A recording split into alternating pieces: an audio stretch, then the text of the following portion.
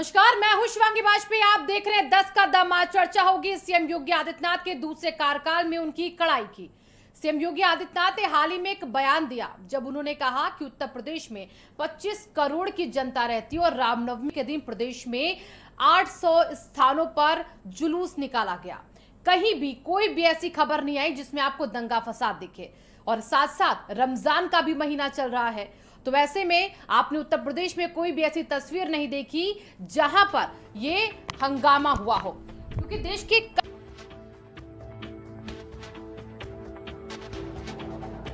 CM Yogi Adityanath का यह दावा है कि उत्तर प्रदेश में सब कुछ ठीक है। यहाँ पर दंगाइयों की, अपराधियों की, गुंडों की, अराजकता की कोई जगह नहीं है। उत्तर प्रदेश में कहीं तू मैं तो छोड़िए, एक भी तस्वीर ऐसी आप दिखा दीजिए तो हम कहें इस पर। हालांकि उत्तर प्रदेश की सोच को विकास की सोच कहा गया है सीएम योगी आदित्यनाथ की तरफ से।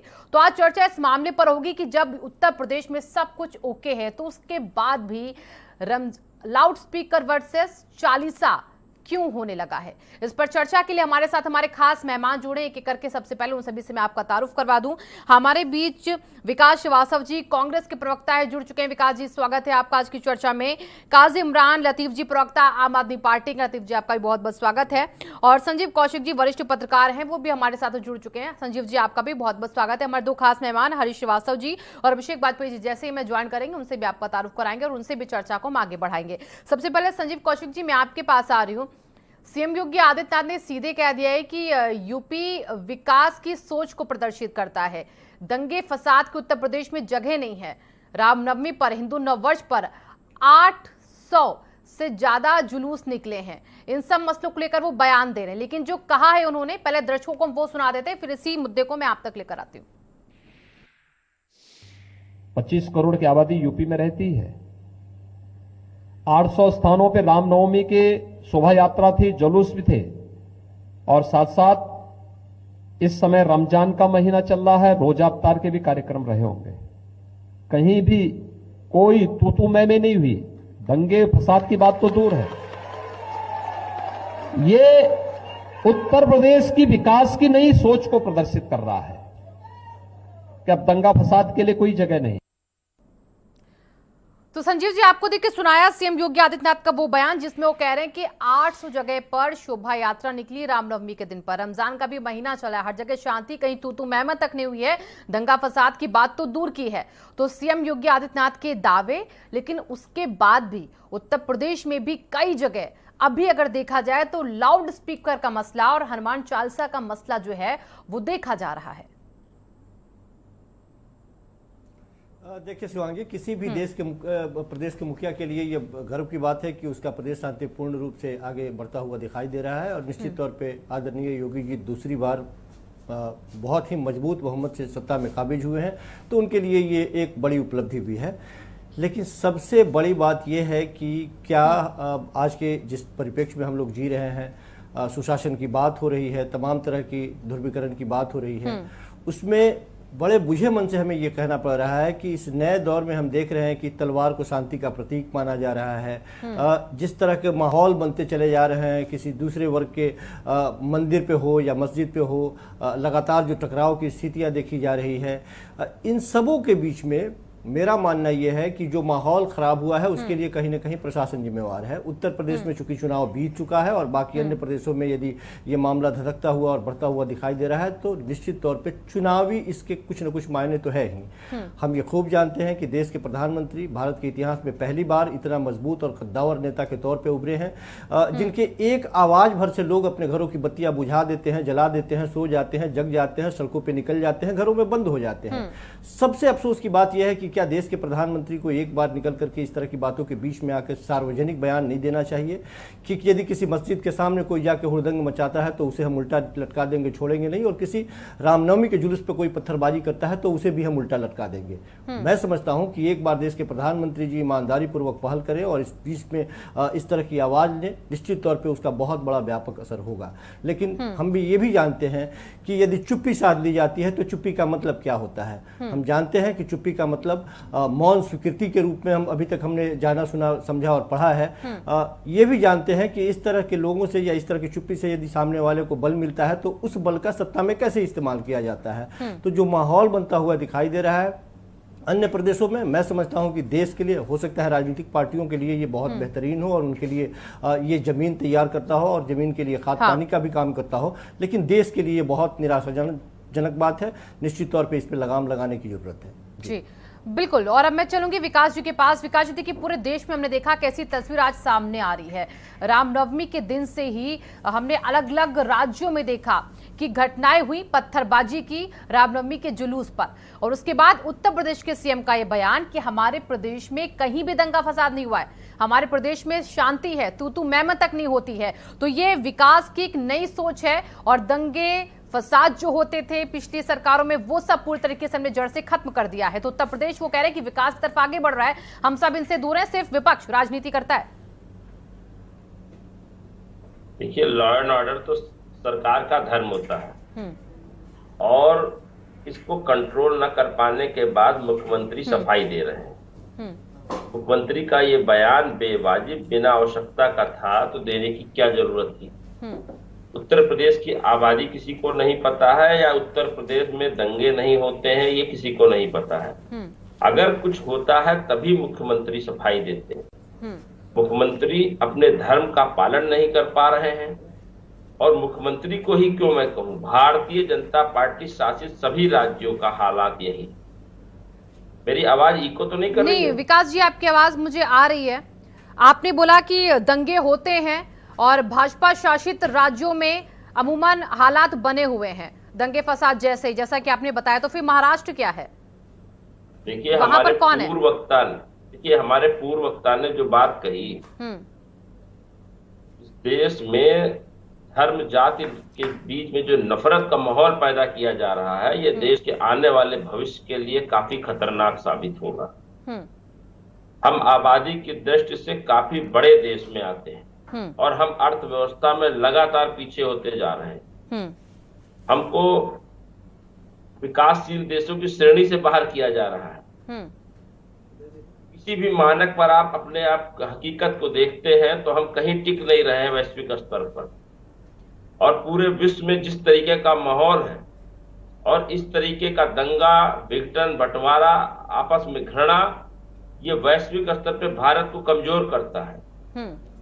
आजादी से पहले हजारों साल तक जिस तरीके से भारत का विकास नहीं हो पाया, भारत वैश्विक स्तर पर उभर के नहीं आ पाया, आक्रांताओं ने लगातार भारत पे कब्जा किया, यहाँ के संपदा को लूटा और भारतीय समाज को दास्ता और गुलामी का जो माहौल बनाया, उसका मूल कारण यही था कि हम धर्म जाति में बटे हुए थे। नफरत। विकास जी, अभी आपको क्या लगता है कि आपके पैरों में बेड़ियां पड़ी हुई हैं? अभी आप जिस भारत में रह रहे हैं, क्या आपको यहाँ पर अभी गुलामी का एहसास होता है? देखिए, गुलामी का एहसास किस बात को आप समझती हैं? अगर हम अपनी धर्म, अपने आस्था पर हम हंगामा करते हैं, वो कौन सा दृश्य है, उसको कैसे स्वीकारा किया जा सकता है कि हम मुस्लिम बहुल एरिया से जा रहे हो और तिलक लगाए हो तो हमें चिंता ना हो। जो लोग मस्जिद के सामने तिरंगा उतार करके जो लगा रहे हैं भगवा, उन लोगों को कौन से कानून ने इजाजत दी है? जी और उनकी विकास जी, लेकिन मुझे लगता है कि आपको अभी जिस तरीके से हमने देखा रामनवमी में 10 राज्य ऐसे जिसमें से एक राज्य महाराष्ट्र भी था, वहां पर भी रामनवमी के दिन हिंसा हुई, वहां की भी तस्वीरें देखी गई हैं। वहां पर तो आप है ना सरकार में, तो वहां पर आपने क्या कर लिया? वहां पर आपने क्या अभी उसको सीरियसली देखते हुए बात को क्या कदम उठाया? वहां तो सीधे एक आदमी धमकी देता है ना कि लाउड स्पीकर अगर 3 मई तक नहीं उतरे तो हम उसके आगे कड़ा एक्शन लेंगे और मंदिरों में हनुमान चालीसा और जोर जोर से पढ़ेंगे। तो वहां पर तो आप भी सरकार में हैं, तो आप भी तो देश में कुछ राज्यों में अपनी सरकार चला रहे हैं ना, तो आपने इसको लेकर कोई जिम्मेदारी उठाई अभी तक? देखिए शिवानी जी, सवाल पे सवाल खड़ा कर देने से किसी समस्या का हल नहीं है। हम लोग यहाँ पर स्वस्थ डिबेट कर रहे हैं, इस देश का सांप्रदायिक माहौल बना रहे और खुशहाली के माहौल में हम देश तरक्की की ओर कैसे सवाल खड़े नहीं हो रहे यहाँ पर। विकास जी, मैं आपके पास आऊंगी, लेकिन सवाल आपसे पूछना इसलिए जरूरी है क्योंकि आपने कहा कि सिर्फ बीजेपी शासित राज्यों में ऐसी तस्वीरें आ रही हैं, तो इसलिए मैंने आपको एक राज्य गिना दिया। महाराष्ट्र भी उन 10 राज्यों में से ऐसा है जहां पर दंगे हुए रामनवमी के दिन। उसके बाद अगर सीएम योगी यहाँ पर ये कहते हैं कि हमारे प्रदेश में शांति, तो आप उस पर बड़ी आसानी से सवाल खड़े करने के लिए तैयार हो जाते हैं। जैसे बीजेपी के प्रवक्ता हमारे बीच में जुड़ेंगे, मैं चाहूंगी आप उनसे सवाल जवाब कीजिएगा और वो आपकी बातों को काउंटर करेंगे। अब मैं चलूंगी काजी इमरान लतीफ जी, आपके पास आती हूं। आपने देखा क्या माहौल आजकल बना हुआ है। धर्म के नाम पर सियासत को चमकाया जाने लगा है। हर कोई सियासत में कूदता नजर आ रहा है। कैसे देखेंगे आप ये स्वस्थ राजनीति या फिर धर्म का सहारा लेकर आप आपस में सभी फूट डालने की कोशिश कर रहे हैं? देखिए, दरअसल नफरत की राजनीति करना आसान है और जनता के मुद्दों पर काम करना बहुत मुश्किल काम है। इसलिए आसान रास्ते को चुनने का काम भारतीय जनता पार्टी कर रही है और दूसरी भी पार्टियां कहीं ना कहीं इस तरह के मुद्दों में उलझी रहती हैं। आज जहां जरूरत है कि अच्छे स्कूलों पर बात हो, अच्छे स्कूल बनाए जाएं लोगों के लिए, अच्छे अस्पताल बनाए जाएं, अच्छी स्वास्थ्य सेवाएं दी जाएं। महंगाई का आप मामला देख लीजिए, किस तरीके से डीजल और पेट्रोल के दाम 7वें आसमान पर पहुंच गए हैं, खाद्य पदार्थों के दाम 7वें आसमान पर हैं, जनता त्राहिमाम कर रही है महंगाई को लेकर। बेरोजगारी का मामला देख लीजिए, आज अपने चरमोत्कर्ष पे है बेरोजगारी। किसानों का मामला देख लीजिए, किसानों की जो फसल है उनका वाजिब दाम नहीं मिल पा रहा है, किसानों को मुआवजा नहीं मिल पा रहा है, किसानों के बेहतरी के लिए बेहतरीन योजनाएं नहीं बन पा रही हैं। तो कुल मिलाकर जहां जो मूलभूत मुद्दे हैं उन पर ये पार्टियां काम नहीं कर पा रही, उन पर भारतीय जनता पार्टी काम नहीं कर पा रही है। इस वजह से नफरत की राजनीति का सहारा लेकर सारे मूल मुद्दों को छिपाने की कोशिश हो रही है। सीएम योगी आदित्यनाथ, तो देखिए तस्वीर आपने उत्तर प्रदेश की देखी भी इस बार रामनवमी में, क्योंकि हमारे यहाँ बहुत ही प्यार से रमजान का महीना भी मनाया जाता है और जो हिंदू भाई होते हैं जब रामनवमी के दिन शोभा यात्रा निकलती तो कई शहरों की ऐसी भी तस्वीरें आती जहां पर वो उनका आदर सत्कार करते हैं, शरबत उन्हें पिलाते। तो ऐसी तस्वीर हमारे उत्तर प्रदेश में लखनऊ से हमारे आती है खास तौर पर।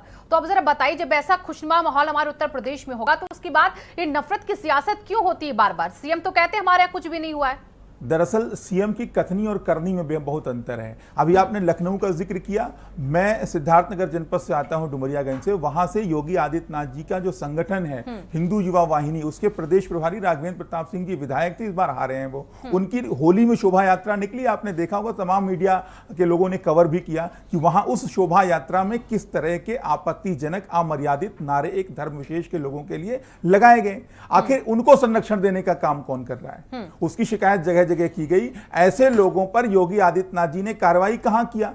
कब बुलडोजर पहुंचेगा डुमरियागंज? बताएं योगी आदित्यनाथ जी कि ये लोग जो उत्तर प्रदेश का माहौल खराब करने की कोशिश कर रहे हैं, प्रदेश की शांति भंग करना चाहते हैं। दरअसल मामला ये है कि इनका ऊपरी मुखौटा कुछ दूसरा है और ये अंदर से कुछ और करते हैं। इनका एजेंडा ही है नफरत फैलाने का। आज ये बिजली पर बात नहीं कर सकते। उत्तर प्रदेश में अगर हम पूछें कि बिजली का जो रेट है उस पर अगर बात करने पे आ जाए तो इस पर बात नहीं करेंगे। उत्तर प्रदेश के सरकारी अस्पतालों पर अगर बात की जाए कि मिड डे मील का जो दूध होता है उसमें 1 लीटर में 20 लीटर पानी मिलाया जाता है, अगर इस पे आप बात करेंगे तो पत्रकार को जेल में डाल देंगे। अगर बलिया में पेपर लीक होता है, वहां पत्रकार सवाल उठाएंगे तो उनको जेल में डाल देंगे, उनका उत्पीड़न करेंगे।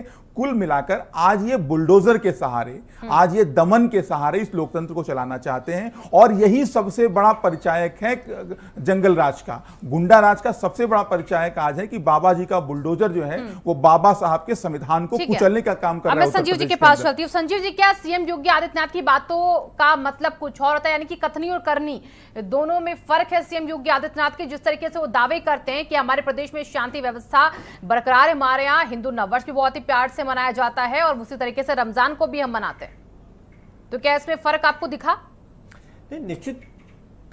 निश्चित तौर पे ये होना ही यही चाहिए। पिछले कुछ वर्षों में लगातार देश की फिजा जिस तरह से बदली है और राजनीतिक दलों ने जो विषाक्त माहौल बना दिया है उसे पटरी पे लाना ही होगा। अब इसको पटरी पे कैसे लाया जाएगा? जाहिर सी बात है कि सत्ता पक्ष के लोग यदि ईमानदारी पूर्वक बैलेंसिंग होकर के और मजबूत कड़ाई के साथ यदि कार्रवाई करें तब तो किसी की हिम्मत नहीं होगी इस तरह के उपद्रव पैदा करने में। मुश्किल तब पैदा होती है कि सत्ता पक्ष के द्वारा भी एक तरफा यदि कार्रवाई हो और लोगों के बीच में ये मैसेज जाए कि वर्ग विशेष को यदि ध्यान में रखते हुए कार्रवाई हो रही है तो फिर खलबलाहट होती है, तो फिर परेशानी के जल में सब कुछ दिखाई देने लगता है। तो संजीव जी, क्या आपको कहीं दिखा कि एक व्यक्ति विशेष या एक वर्ग विशेष को रख के कार्रवाई की जाती उत्तर प्रदेश में?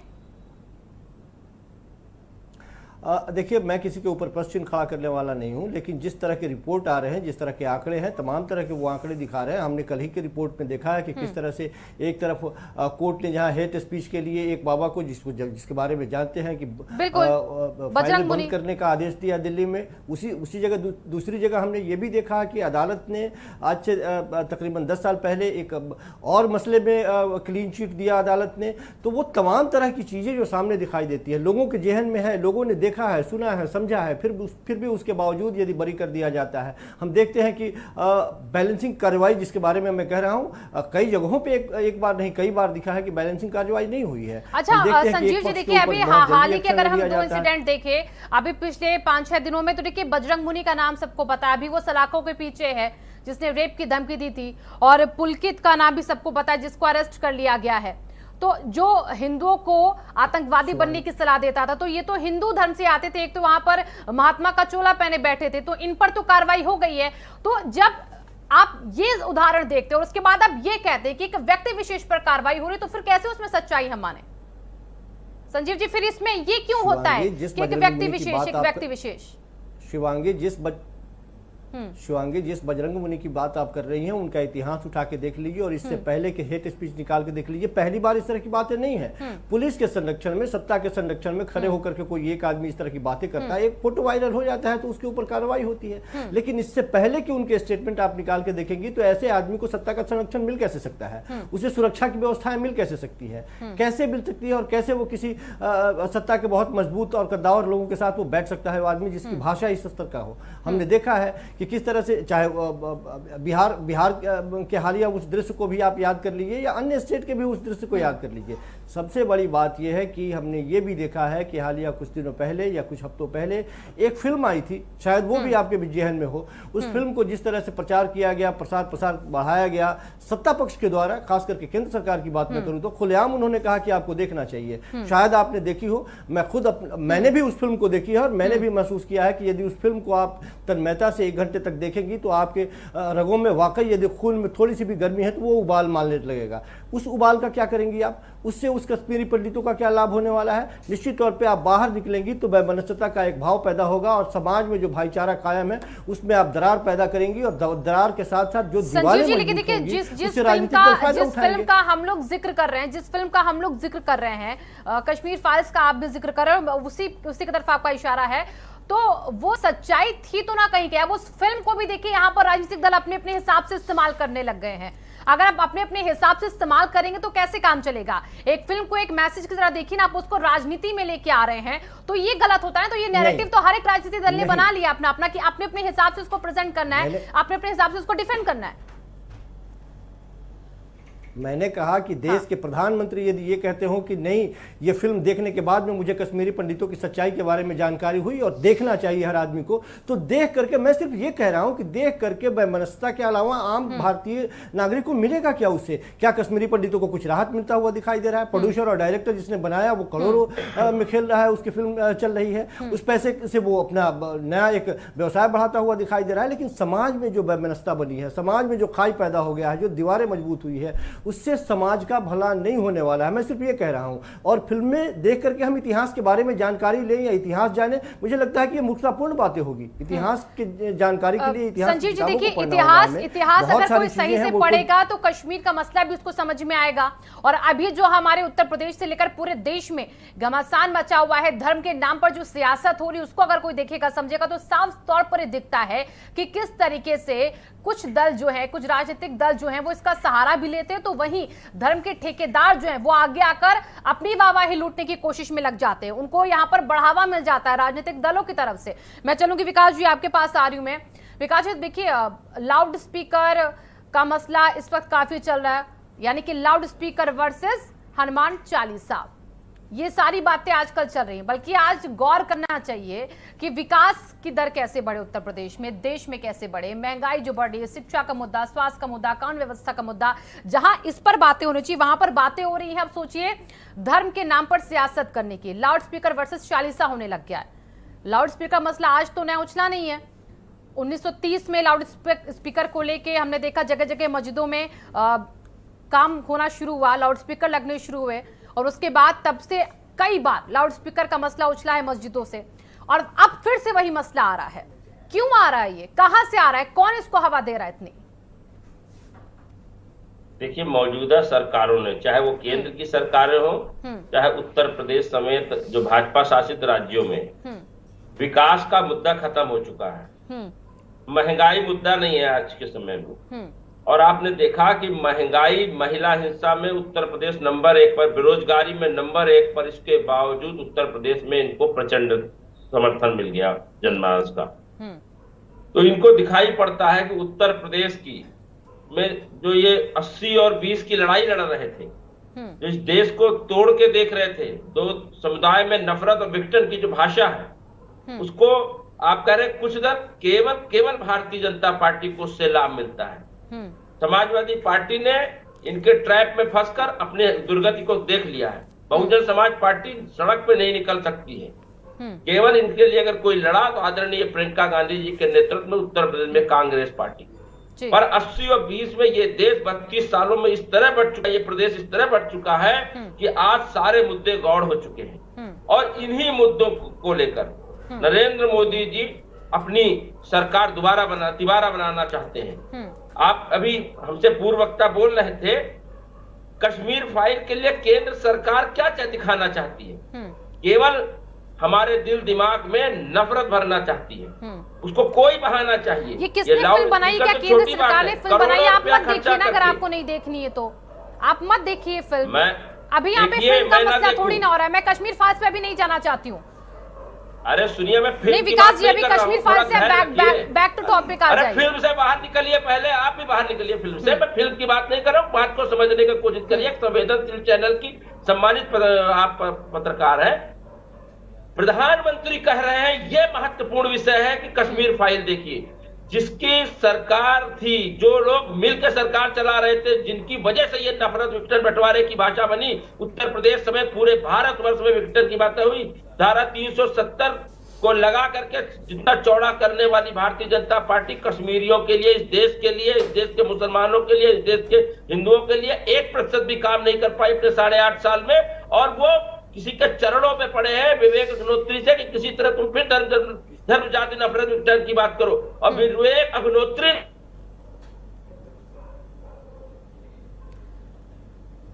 और हमारे बीच में हमारे दो मेहमान जुड़ चुके हैं। अभिषेक वाजपेयी जी सपा से हमारे बीच में जुड़ चुके हैं और हरीश श्रीवास्तव जी प्रवक्ता बीजेपी से, वो भी हमारे बीच जुड़ चुके हैं। आप दोनों का स्वागत है इस चर्चा में। और जैसे विकास जी का फ्रेम आता है दोबारा उनके पास हम चलेंगे। हरीश श्रीवास्तव जी, मैं आपके पास सीधे आ रही हूँ। सीएम योगी आदित्यनाथ ने साफ कर दिया अपने इंटरव्यू में कि उत्तर प्रदेश में दंगे फसाद की जगह नहीं है, सिर्फ सियासत होती है। उत्तर प्रदेश में रमजान भी शांतिपूर्वक होता है, उतनी ही शांति से नववर्ष, हिंदू नववर्ष भी मनाया जाता है। उसके बाद भी आप पर आरोप लग रहे हैं। निश्चित रूप से देखिए, जो आरोप लगाने वाले लोग हैं वो उनकी हताशा और निराशा है। जो लोग समाज को बांट करके, समाज में नफरत फैला करके अब तक कुर्सियों तक पहुंचते रहे हैं, उनकी सारी रणनीति, सारी जातीय गुणा भाग की उनके जो फार्मूले थे, उसको पूरी तरह से जनता ने खारिज करने का काम किया है और लगातार खारिज किया है। 14 हो, 17 का उत्तर प्रदेश विधानसभा चुनाव हो, 19 का लोकसभा चुनाव हो और फिर 2022 का विधानसभा चुनाव हो। तो ये डेस्परेशन इन लोगों का स्वाभाविक है।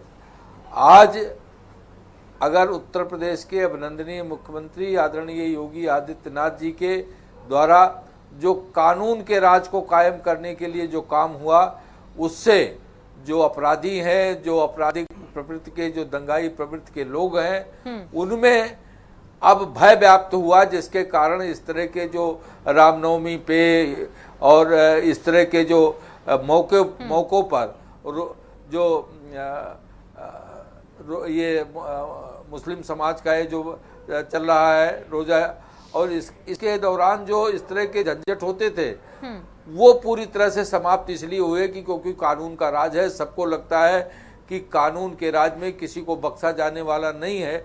अगर कोई दंगा फसाद करता है तो उसके घर तक बुलडोजर पहुंच जाएगा और वो तुरंत जेल के सीखचों के पीछे तो जाएंगे ही जाएंगे। तो यही कारण है कि आज जो दंगाई प्रवृत्ति के लोग हैं, जो दबंगई करने वाले लोग हैं, जो इस तरह से समाज को षड्यंत्र करके एक नफरत पैदा करने वाले लोग हैं, उनके कृत्यों पे पूरी तरह से लगाम लगा है। और इसका अगर श्रेय जाता है तो उत्तर प्रदेश के अभिनंदनीय मुख्यमंत्री द्वारा उत्तर प्रदेश में कानून के राज को कायम करने के लिए जो काम किया गया उसको जाता है। जी, अब मैं चलूंगी अभिषेक जी के पास। अभिषेक जी, देखिए, महाराष्ट्र से लेकर कर्नाटक तक जो पूरा मसला उछला, लाउड स्पीकर का अजान को लेकर जो मसला उठा, वो अब उत्तर प्रदेश के कुछ क्षेत्रों में पहुंच चुका है। कुछ जिलों में पहुंच चुका है, वाराणसी, अलीगढ़। यहां पर अब देखिए अजान वर्सेस हनुमान चालीसा होने लग गई लाउड स्पीकर को लेकर। ये हवा कहां से बहती बहती उत्तर प्रदेश में आ गई? यहां पर तो सब कुछ शांतिपूर्वक निपट गया था रामनवमी में भी, अब ये हवा क्यों यहां पर लाई जा रही है? हाँ, लेकिन उससे पहले मैं अपने बड़े भाई हरीश जी की बातों का जवाब देना चाहता हूँ। देखने वाली बात है कि ठीक है, जनता ने उनको दोबारा से मैंडेट दिया है, स्वागत योग्य है, आशीर्वाद प्यार दिया है, लेकिन जिस कानून व्यवस्था की, किस कानून व्यवस्था की बात कर रहे हैं? लखीमपुर खीरी की घटना सबने देखी, आज तक उनके घर के ऊपर बुलडोजर ना चल पाया। अब आप कह देंगे कि न्यायपालिका के अधीन था, उसको जमानत मिली। उसी जगह पे हमने देखा कि खुशी दुबे आज तक जेल में है, उसको जमानत ना मिल पाई। आपने देखा कि चुनाव के बाद अयोध्या में कैसे एक ब्राह्मण वर्ग की बच्ची का कैसे बलात्कार हुआ, उसके परिवार, पीड़ित परिवार न्याय मांगते रहे कि न्याय नहीं मिला। आए दिन लूट, डकैती, हत्या के वारदात जो हैं रोज हो रहे हैं।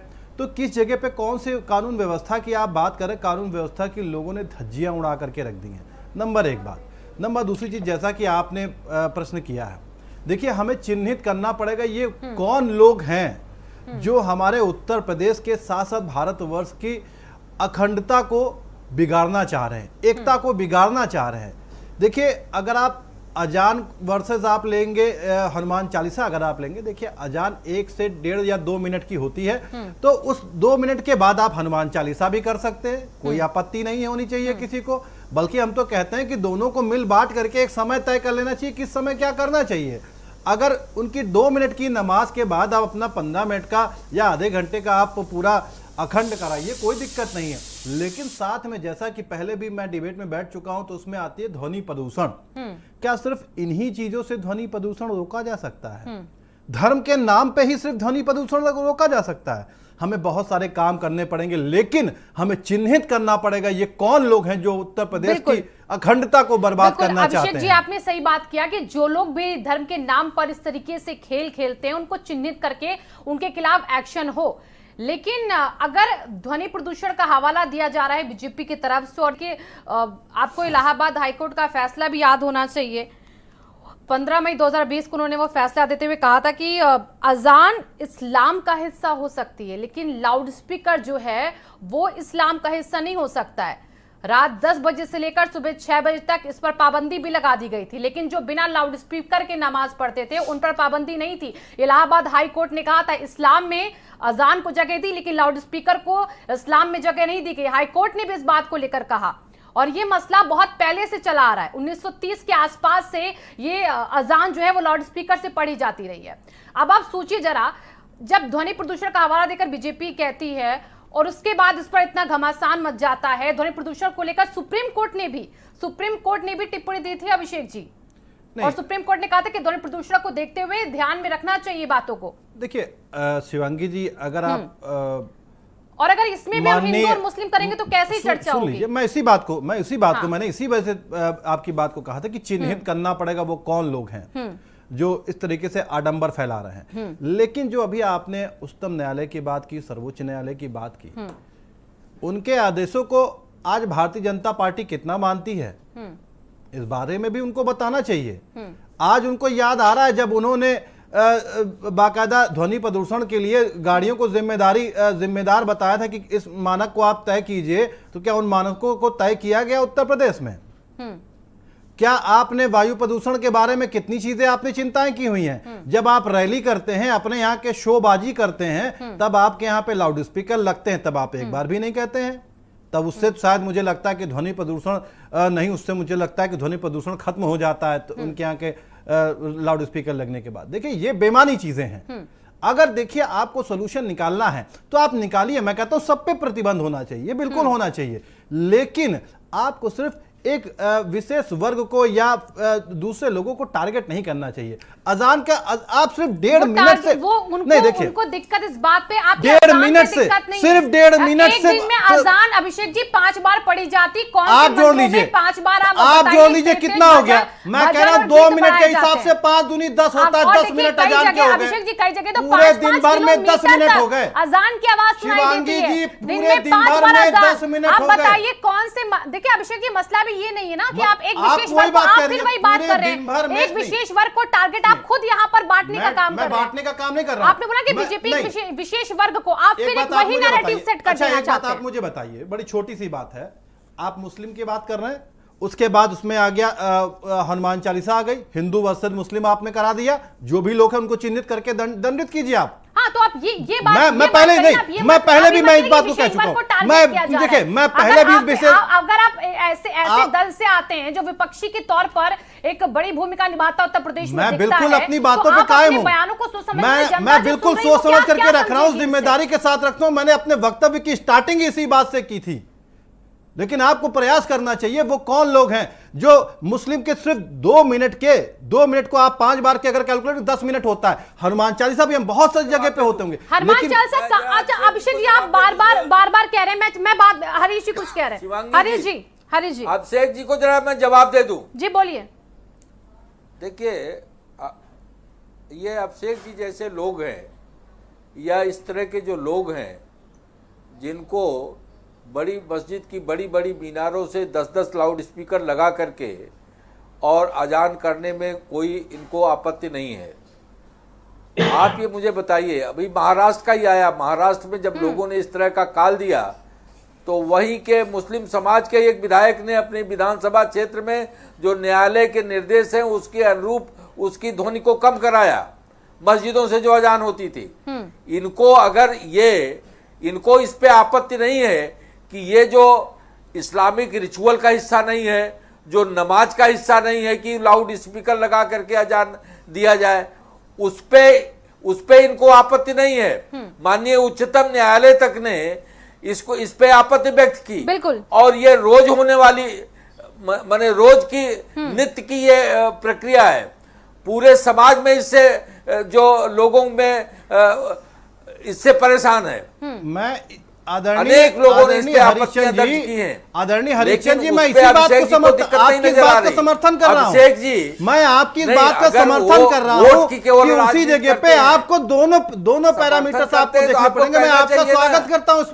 आप तो बार बार कह रहे हैं कि 1-1.5 मिनट की नमाज में, नहीं, देखिए 1-1.5 दोनों में मिनट के अंतर अजान है, में दोनों में आप अंतर तो है। बार-बार आप ये जब कह रहे हैं। प्रतिबंध की बात करते आपने हैं तो एक उसी बार जगह नहीं पे कहा बहुत सारे कि मंदिरों में, बहुत नमाज सारे का हिस्सा गिरजाघरों नहीं में, है बहुत लाउड स्पीकर से बहुत अजान। सारी जगहों पे लाउड बाकायदा स्पीकर लाउड से अजान स्पीकर के देना। माध्यम से अपने धर्म को वर्णित किया ये जाता नमाज का है। हिस्सा नहीं है। तो आप इस तरीके से ना जो कहें। मुस्लिम समाज की अगर आप द्वारा जिम्मेदार ये व्यक्ति फैलाया जा होकर रहा के, प्रदूषण आप है, सत्ताधारी उसको आप व्यक्ति होकर रोकने के की आप बात इस नहीं तरीके करते। से बातें करेंगे तो हमारे प्रदेश की एकता कहां जाएगी?